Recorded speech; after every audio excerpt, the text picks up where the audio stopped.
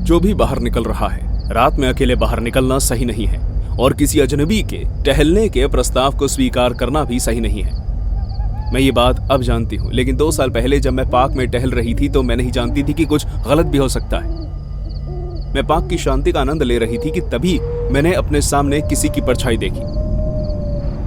पहले तो मुझे लगा कि वो किसी जानवर से ज्यादा क्या ही हो सकता है, लेकिन जैसे जैसे मैं करीब आई तो जो सामने से आ रहा था वो एक आदमी था। मैं घबरा गई, मेरे रोंगटे खड़े हो गए। जिस तरह से वो चल रहा था उसे देखकर मैं घबरा गई, लेकिन फिर अचानक वो एक लैंप पोस्ट से होते हुए गुजरा और मेरे चेहरे पर मुस्कान आ गई। मैं इस आदमी को जानती थी, वो मेरे एक अच्छे दोस्त लूसी का पिता था। हमने कई दोपहर पार्क में बैठकर गप्पे लड़ाते हुए निकाले। मैंने अपना पिछला डर साइड रखा और दोबारा उसकी तरफ जाने लगी। मेरा डर राहत में बदल गया। हे मिस्टर कैस्टर, मैं क्लैरिसा। क्लैरिसा, कितना वक्त हो गया है, हम एक दूसरे से मिले नहीं। कैसी हो तुम? तुम्हारे पेरेंट्स कैसे हैं? उनकी इस तरह आराम से बातचीत करने से मुझे सहारा मिला और मेरा पहले का डर कम होने लगा। हम एक साथ चलने लगे, एक दूसरे से बात करने लगे और अपने पुराने पारिवारिक सफर को याद करके हंसने लगे। रात की हवा का मजा लेते हुए हम बातें करते करते चलते रहे और मैं अपना डर भूल गई। इसके बावजूद बातचीत अजीब होने लगी और मुझे असहज महसूस होने लगा। सो क्लैरिसा, क्या तुम किसी खास को मिल रही हो? वो कहना, मैं हमेशा किसी न किसी तरह की सलाह देता रहता हूँ। उसने अपने होंठ चाटे और मुझे घूर कर देखा। शुक्रिया, लेकिन मैं इस बात का जवाब नहीं देना चाहूंगी। खैर, इसमें तुम्हारा ही नुकसान है। आओ मैं तुम्हें कुछ दिखाऊं। क्योंकि अब मैं डरी हुई नहीं थी, इसलिए मैं बिना हिचकिचाए उनके साथ एक अंधेरी गली में चली गई। उसने मेरा हाथ अब जोर से पकड़ लिया और मुझे अपने साथ साथ ले जा रहे थे। हम आखिरकार एक जगह रुक गए और मैंने कंफ्यूज होकर इधर उधर देखा। मुझे समझ नहीं आ रहा था कि हम यहाँ क्यों थे। अचानक उसके हाथ मेरे कंधे पर थे। उसने मुझे दीवार की तरफ धक्का दिया। उसके होंठ मेरी गर्दन को छू रहे थे और मैं घबरा कर पीछे हटते हुए मदद के लिए चिल्लाने लगी। मदद करो, कोई प्लीज मेरी मदद करो। मुंह बंद रखो, अब बहुत देर हो चुकी है। बेदखना बंद करो वरना मैं तुम्हारी हड्डी पसली एक कर दूंगा। वो मुझे बांधने लगे और मैं समझ गई कि अगर मैंने खुद को समय पर नहीं छोड़ाया तो ये मेरा अंत होगा। बेइंतहा ताकत लगाने के बाद मैं खुद को आजाद करने में सफल हुई और जितनी तेज हो सका उतनी तेज पार्क की तरफ भागी। वो पीछे से मुझे कोस रहा था। मैं एक झाड़ी के पीछे छुप गई। मेरा दिल जोर जोर से धड़क रहा था और मैं शांत रहने की कोशिश कर रही थी। मैं उसे मुझे ढूंढते हुए देख सकती थी। वो भारी पैरों के साथ गुस्से में घूम रहा था। क्लैरिसा, बाहर निकलो, मुझे तुमसे बात करनी है। उसने पार्क में बने बाथरूम के बगल में लगी झाड़ियों को हटा हटा कर देखना शुरू कर दिया। मैं चुप रहने की पूरी कोशिश करते हुए सिसकी। अगर उसने उसे झाड़ी में झांक कर देख लिया जिसमें मैं छुपी हुई थी तो मेरा काम खत्म। मैं फिर भी झाड़ियों में छुपी रही। वो ठीक मेरे पीछे था और मैंने अपने हाथों से अपना मुंह दबा लिया। मैं अपनी पूरी कोशिश कर रही थी कि मैं ना हिलूं। मैं जिस झाड़ी में पीछे छुपी हुई थी वहां से उसे देख सकती थी। वो वहां से चला गया, लेकिन मैं अब भी सुन सकती थी कि वो मेरा नाम लेकर चिल्ला रहा था और मुझे बाहर आने के लिए कह रहा था। Clarissa, Clarissa. आखिरकार सब शांत हो गया और मैं समझ गई कि वो चला गया है। मैं अपनी छुपी हुई जगह से बाहर निकली और अपनी गाड़ी की तरफ भागी। जल्दी से अंदर बैठकर मैं अपने घर की तरफ निकल गई। जब मैं अपने घर पहुंची तो मैंने कुछ ऐसा देखा जिसे देखकर मेरा दिल थम गया। मेरे घर के बाहर एक हट्टा कट्टा आदमी खड़ा था। उसकी आंखों में गुस्सा भरा था और वो मेरे घर की खिड़कियों में झांक रहा था। वो बाल मैं कभी नहीं भूल सकती। उन्हें देखते ही मैं समझ गई कि वो कैस्ट्रो था। अब मुझे पछतावा हो रहा था क्योंकि मैं उसे और उसकी बेटी को पहले ही डिनर के लिए इनवाइट कर चुकी थी। अब वो जानता था कि मैं कहाँ रहती हूँ। इससे पहले कि वो मुझे देख लेता, मैंने अपनी गाड़ी एक सुनसान गली में लगा दी और फौरन पुलिस को फोन कर दिया। हेलो, हाँ प्लीज मदद भेजिए। एक आदमी मेरे घर के बाहर है जिससे मैं डरी हुई हूँ। वो मेरा पीछा कर रहा है और मुझे अगवा करना चाहता है। मैंने उन्हें अपने घर का पता बताया और उन्होंने वादा किया कि वो जल्द ही आ जाएंगे। मेरी खिड़की से बाहर देखते हुए मैंने देखा कि कैस्ट्रो मेरे घर से दूर जा रहा था। रात में उसका रूप और भी ज्यादा रहस्यमयी होता जा रहा था। मैंने सब्र रखते हुए पुलिस के आने का इंतजार किया। मैं प्रार्थना कर रही थी कि उसके यहाँ से जाने से पहले पुलिस आ जाए ताकि वो उसे पकड़ सके। जब वो आए तो उन्होंने उसके लिए आसपास छानबीन की, लेकिन वो जैसे हवा में गुम हो गया। उसकी गाड़ी देखने के बाद जो उन्हें मिला उसे देखकर मैं चौंक गई। गाड़ी की डिक्की में पुलिस को औरतों के कपड़े और एक बैग भर के गहने मिले। पुलिस ने फौरन उस आदमी के खिलाफ सर्च वारंट जारी किया और उसका घर छाना। कुछ दिनों के बाद ये सब खबरों में था। कई जवान लड़कियां बहुत सालों से एक घर में कैद रखी गई थी। मुझे यकीन नहीं हो रहा कि मैं आखिरकार एक ऐसे आदमी का शिकार बन गई थी जो दिमागी हालत से बीमार है। ये जानकर मेरी रूह कांप गई कि मैं इन लड़कियों के जैसा बनने के कितने करीब थी जिन्हें परसों से दिन की रोशनी देखना नसीब नहीं हुआ। मैं उस रात अपनी किस्मत के लिए आभारी थी, लेकिन जो कुछ भी हो सकता था उसके बारे में सोचकर बहुत ही डरी हुई और सदमे में भी थी। ऐसा तभी होता है जब हम अपनी मौत को अपने सामने इतने करीब से देखते हैं और हमें एहसास होता है कि कभी कभी जिंदा रहने के लिए बस एक चमत्कार काफी होता है। मैंने हमेशा सीरियल किलर और घर का दरवाजा तोड़कर अंदर घुसने की बहुत सी डरावनी कहानियां सुनी हैं, लेकिन मैंने कभी नहीं सोचा था कि मेरे साथ ऐसा होगा। पिछली गर्मियों में मेरा इम्तिहान शुरू होने से पहले मैंने कुछ दिन अपने पेरेंट्स के साथ रहकर आने के बारे में सोचा। मेरे डैड एक बड़े वकील थे और मेरी मॉम पॉलिटिशियन। उनकी जोड़ी ऐसी थी जैसे आसमान में बनी हो। वो भी काम में बहुत व्यस्त थे, जैसे कि आप सोच ही सकते हैं, इसलिए वो अक्सर घर पर नहीं रहा करते थे। हमेशा की तरह उन्हें उस दिन एक खास मीटिंग के लिए जाना था, इसलिए मैं घर में अकेला था। मेरे हिसाब से वो एक अच्छी खबर थी, कम से कम उस वक्त तो मुझे ऐसा ही लगा था। उस शाम मैं टीवी पर एक प्रोग्राम देख रहा था। अचानक शो के बीच में रोककर एक जरूरी खबर दिखाई गई। शैतान सीरियल किलर मैनुअल ओटिस आका मशेट मैनुअल हाल ही में जेल से फरार हो गया है और तब तक उसका कोई अता पता नहीं है। आप सभी को यह सलाह दी जाती है कि आप सब अपने घर की खिड़की और दरवाजे अच्छे से बंद कर लें और कल सुबह तक बाहर ना निकलें। उसके चेहरे, गले और पूरे शरीर में जगह जगह टैटू बने हुए थे। यहाँ तक कि उसके अपनी आंखों के पास भी टैटू करवाया हुआ था ताकि वो एक राक्षस जैसा लग सके। उसके दांतों पर प्लैटिनम का कवच लगा हुआ था और उसके दोनों हाथों पर गहरे घाव थे। एक एक घाव उस आदमी का दिया हुआ जिसे उसने मारा था। मेरा गला सूख गया और जब मैंने उसके हमारे घर आने की संभावना की कल्पना की तो मेरा सर घूम गया, खासकर तब जब मेरे डैड वो वकील थे जिन्होंने उसे अंदर करवाया था। जाहिर है ऐसा इसलिए हुआ था क्योंकि उसने करीब 30 लोगों को एक भयानक हथियार की मदद से बुरी तरह काट कर मार डाला था। मैं कोई भी गलती नहीं करना चाहता था। मैंने ऊपर जाकर पढ़ाई करने से पहले कम से कम 3 बार अपने घर के दरवाजे चेक किए और सभी खिड़कियां भी बंद कर दी। मैंने हमारे डॉग ब्रूनो को लिविंग रूम के कारपेट पर सुला दिया, उसे वहीं सोना पसंद था। मैंने अपने कमरे का दरवाजा भी अंदर से बंद कर दिया। मैं इतना ज्यादा डरा हुआ था कि मुझे खुद को शांत करने की बहुत जरूरत थी। शांत हो जाओ लूकस, अगर वो यहाँ तक आ भी गया तो भी वो किसी भी हाल में अंदर नहीं घुस सकता। मैंने सोचा था कि मैं पूरी रात पढ़ूंगा, लेकिन 5 मिनट बाद ही मुझे नींद आ गई। देर रात होने पर सिंक के नलके से पानी बहने की आवाज की वजह से मेरी नींद खुली। मेरी नींद भरी आंखें टेबल पर पड़ी अलार्म क्लॉक की तरफ गई। वक्त हुआ था 11:35। अरे यार, मैंने शायद पानी चलता हुआ छोड़ दिया। शायद मैं उस आवाज को नजरअंदाज भी कर देता, लेकिन फिर मुझे जोर जोर से भिनकने की आवाज आने लगी। ब्रूनो भौंक क्यों रहा है? मैंने खुद से पूछा। जैसे ही मैं धीरे धीरे सीढ़ियों से उतरा, मैंने हर कदम आराम आराम से लिया। मुझे ऐसा लग रहा था जैसे मेरे पैरों पर किसी ने रेत की भारी पोतलियां बांधी हुई हैं और मुझे नींद की वजह से सब धुंधला दिखाई दे रहा था। ये एक चमत्कार ही था कि मैं लुढ़कते हुए सीढ़ियों से नीचे नहीं गिरा। अचानक ब्रूनो का भौंकना रोने में बदल गया, जैसे कोई जख्मी जानवर होता है, और फिर वो आवाज भी अचानक बंद हो गई। ब्रूनो, ब्रूनो, कहाँ हो तुम? मैंने फुसफुसाते हुए आवाज लगाई जब तक मैं सीढ़ियों से नीचे उतर चुका था, लेकिन अब तक कोई जवाब नहीं आया। इस वक्त तक मेरा दिल जोर जोर से धड़क रहा था, लेकिन उसके बाद जो हुआ उसके लिए मैं तैयार नहीं था। अचानक लाइट चली गई और चारों तरफ अंधेरा छा गया। हे भगवान, ये क्या हो रहा है? मैंने खुद से कहा और लाइट का स्विच बार बार ऊपर नीचे किया। किस्मत से मेरा फोन मेरे हाथ में था, इसलिए मैंने फ्लैश लाइट ऑन कर ली और फिर लिविंग रूम की तरफ जाने लगा। क्या कोई वहां है? हेलो ब्रूनो, क्या तुम वहां हो? मैं चिल्लाया, इस उम्मीद में कि ये एक बुरे सपने की तरह बस खत्म हो जाए। अचानक मैंने खिड़की खुलने की आवाज सुनी, जो झटका मेरी आंखों से नींद भगाने के लिए काफी था। क्या कोई वहां पर है? हेलो। मैंने ऐसे ही एक बार खाली घर में आवाज लगाई। ब्रूनो लिविंग रूम में नहीं था। मैं मुख्य दरवाजे की तरफ गया और तब जाकर मैंने वो नजारा देखा। ताला टूटा हुआ था और दरवाजा भी पूरी तरह खुला हुआ था। मैंने ये भी देखा कि हमारे सामने वाले घर में लाइट थी।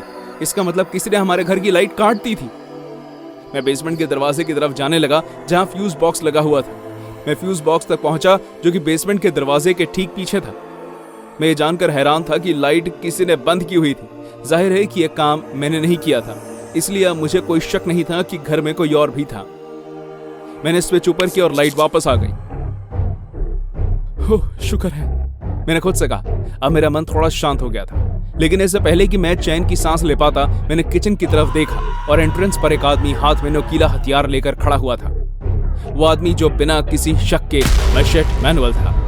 कैसे हो बदजात बच्चे, मेरे पास तुम्हारे लिए बस एक ही सवाल है, क्या तेरा बाप घर पर है? मैनुअल ने कमरे के दूसरी तरफ से घुर्राते हुए मुझे अपनी भाषा में पूछा और इस तरफ मैं इतने घबराया हुआ था कि मैं एक शब्द भी नहीं कह पाया, यहाँ तक कि मैं हिल भी नहीं पा रहा था। तू बहरा है या बेवकूफ? वो चलाया और फिर मेरी तरफ भागते हुए आया। बिना ज्यादा सोचे मैंने जोर से बेसमेंट का दरवाजा बंद कर दिया और फिर सीढ़ियों से नीचे चला गया। मैंने दरवाजे को हिलते हुए देखा क्योंकि बाहर से मैनुअल उस पर अपनी लातों से वार कर रहा था। मेरे पैर किसी चीज पर जा अटका, मैं सीधे जमीन पर गिर गया। मेरा फोन भी मेरे हाथ से फिसल गया और लाइट बंद हो गई। मैं अपने पैरों पर खड़ा हुआ। बेसमेंट में अंधेरा हो गया, लेकिन कुछ देर तक अंदाजा लगाने के बाद मुझे लाइट का स्विच मिल गया और तब मैंने उसे देखा। ब्रूनो का बेजान शरीर सीढ़ियों के नीचे पड़ा हुआ था। उस आदमी ने जरूर पहले आकर उसी को मारा होगा। ब्रूनो, हे भगवान, ये क्या हो गया? अब भी ऊपर की ओर उसके भारी कदमों की आवाजें आ रही थी। मैं अपना फोन ढूंढ नहीं पा रहा। हे भगवान, अब मैं क्या करूं? तभी मैंने अपने घर के बेसमेंट की खिड़की देखी। मैं फौरन उस तरफ गया और फिर हमारे पड़ोसियों के घर भागा।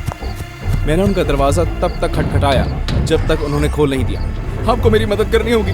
वो सीरियल किलर, वो अभी मेरे घर पर ही है। जिनके घर में गया था वो हमारे पड़ोस की सुरक्षा का ध्यान रखते हुए उन्होंने अपने साथ कुछ और आदमियों को इकट्ठा किया और मेरे घर के अंदर घुस गए। हर आदमी के हाथ में राइफल या बड़ी बंदूक थी। जब वो वहां पहुंचे तो उन्हें मिट्टी से भरे पैरों के निशान के अलावा और कुछ नहीं मिला। उसके बाद उन्होंने मेरे पेरेंट्स और पुलिस को फोन करके बुलाया। उसके कुछ ही समय के अंदर अंदर हम दूसरे घर में शिफ्ट हो गए।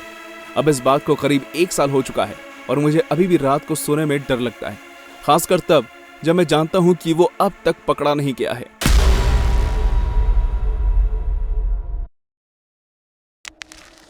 मेरा नाम दीना है और मैं डरावनी फिल्मों की बहुत बड़ी फैन हूं। सच कहूं तो इस तरह की फिल्मों के लिए मेरा प्यार एक ही रात में खत्म हो गया।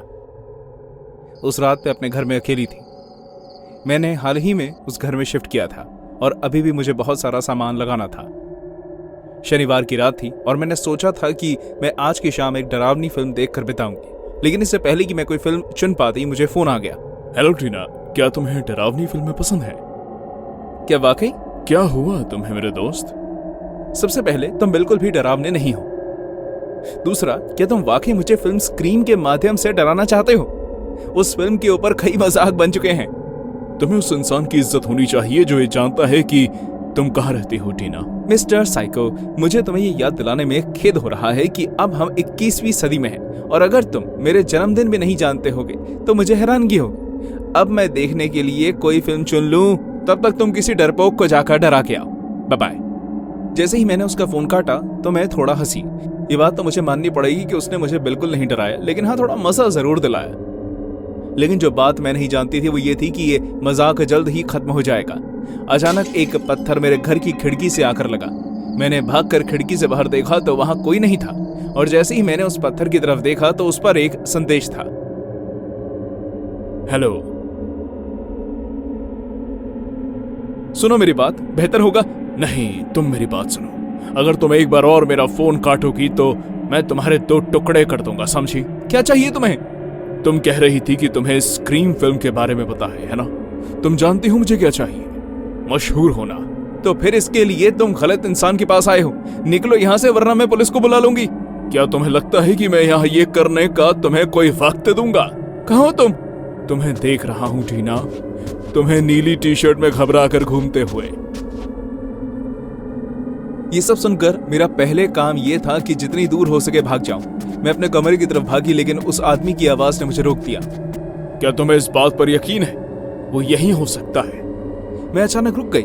क्या वो मुझे ये कह रहा था कि मैं अंदर ना जाऊं, या फिर हो सकता है कि वो सच कह रहा हो और वो वाकई यहाँ हो? मैं उस कमरे में ना जाने का फैसला करती हूँ और ऊपर चली गई। मैं गेस्ट रूम में गई और वहां जाकर छुप गई। वो कमरा डब्बों से भरा हुआ था। चारों तरफ अंधेरा ही अंधेरा था और किसी को भी ढूंढना नामुमकिन था। मैं सुरक्षित थी। क्या शानदार जगह चुनी है तुमने मुझसे छुपने की, टीना।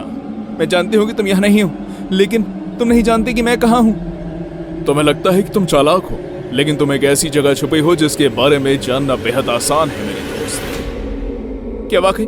अगर तुम इस कमरे में होते तो तुम्हें कैसे पता चलता कि मैंने क्या पहना हुआ है? क्या तुम्हें फिल्म बिल्कुल भी नहीं याद डीना?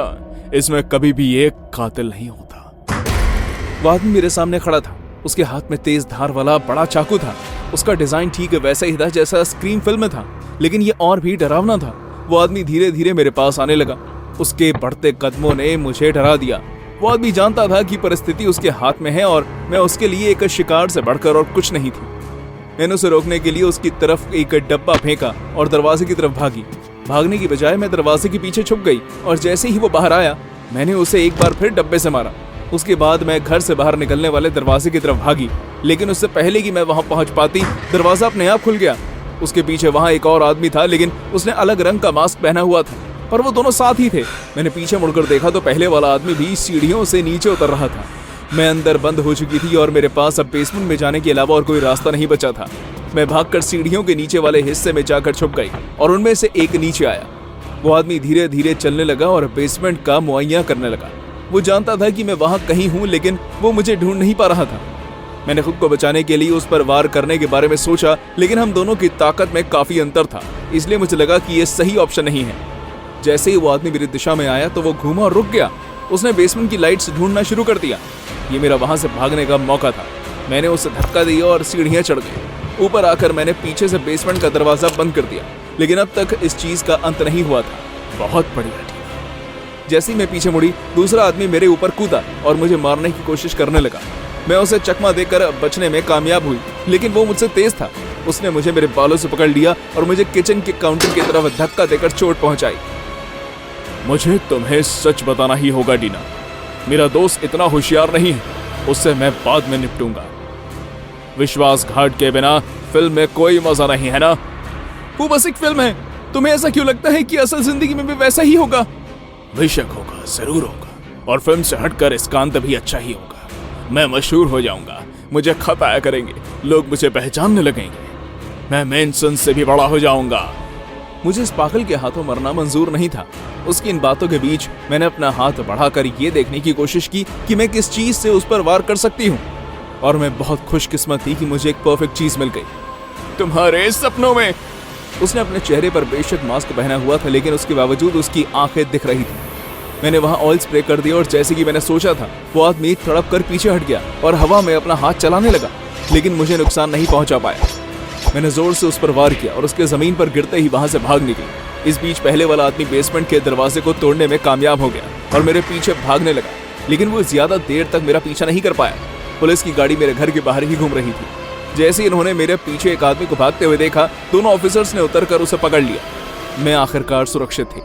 मैंने उन्हें बताया कि एक और अपराधी मेरे घर के अंदर है, लेकिन वो उसे नहीं ढूंढ पाए। वो पीछे के दरवाजे से भाग निकला था, लेकिन वो ज्यादा दूर नहीं जा पाया क्योंकि उसके साथी ने उसका पता बता दिया था।